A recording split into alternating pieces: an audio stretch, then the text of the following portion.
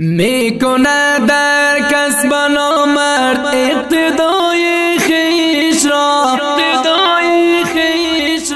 من یقین دارم که میبیند جزای خویش را من یقین دارم که میبیند جزای خویش را میشود محبوب خلق و میشود محبوب حق با قلم مرکز کند محکم بقای خویش را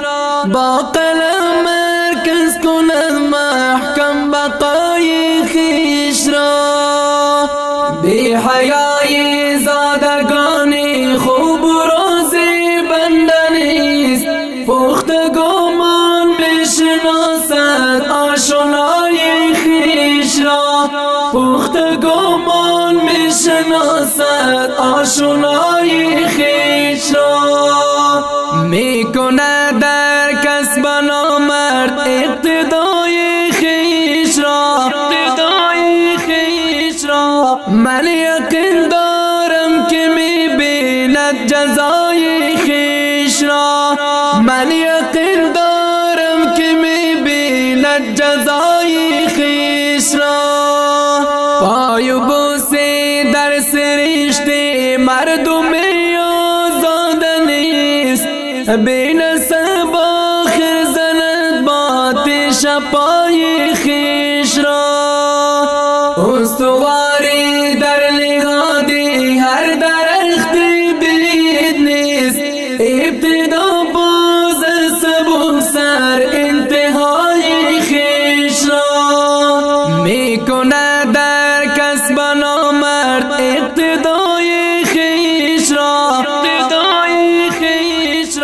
من یقین دارم که میبیند جزای خویش را من یقین دارم که میبیند جزای خویش را هر گیاه هر ذره را تا بی آبای سرد نیست ریش ثابت می نماید ادعای خویش را نیک نامان از گزندی حرف فردا فارغند می فروشند ناخلف را سیخ بهای خویش را می فروشند ناخلف را سیخ بهای خویش را میکنه در کسب نامرد اقتدای خویش را